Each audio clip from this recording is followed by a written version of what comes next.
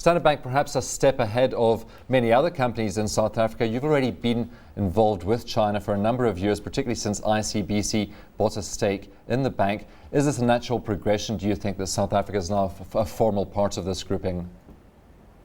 Hi, Stephen. Yeah, great to be here. Certainly, I mean, we're very excited about it, and I think it just acts as a further catalyst for South Africa to gain benefit from the relationship that China brings to us. Well, what sort of success has Standard Bank had from this relationship with China since ICBC bought the stake in the bank, and since you yourself moved over to China? Stephen, we spent literally a year developing a client base, understanding the workings of ICBC and building a team. And what was quite interesting is that because of the cultural and language issues, we'd had to build an entirely Chinese-based team.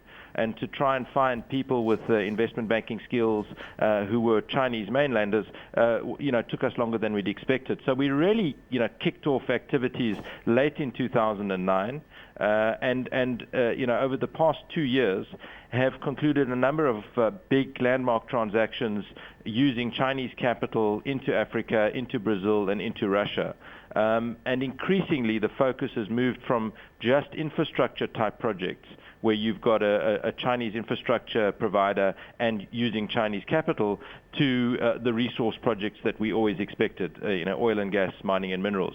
So, there are a number of big transactions we could talk about, but certainly they started with power, then moved into roads, dams, and then of late, we now are working on a number of mining and metals deals literally across the continent.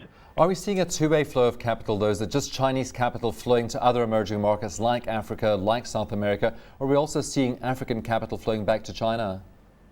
It's primarily Chinese capital flowing into Africa.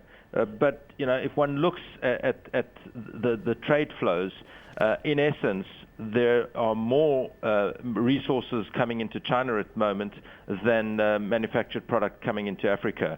So for the first time this month, I see China had a $1 billion trade surplus, where there's more import coming into China than export going out of China, and a lot of that is to do with the African and Brazilian story.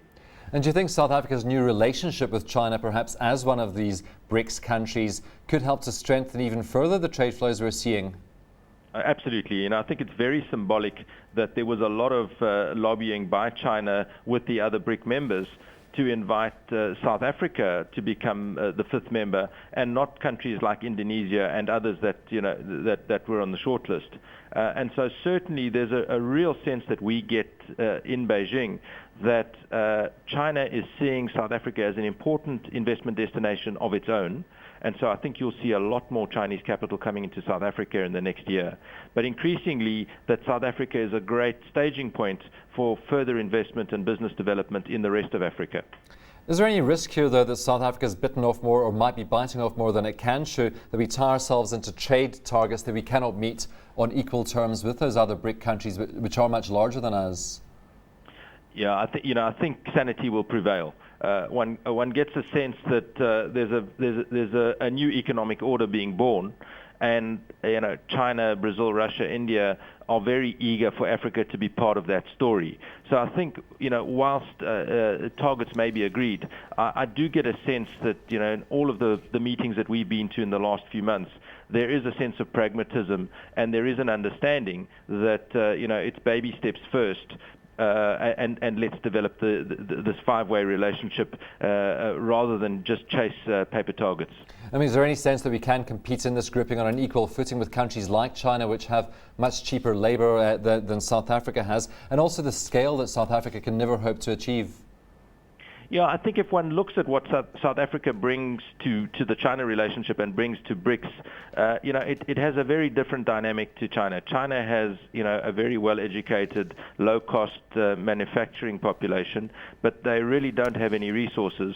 We are very rich in resources. We have a fairly sophisticated infrastructure relative to our peers in Africa, and we have very good political relations with China, which is an important aspect in doing business with China. So my sense is that, we need two things. We need Chinese technical skills to refresh infrastructure and to act as a base for Africa's infrastructure refresh. And I think that has huge potential for our construction industry and many of the aligned industries.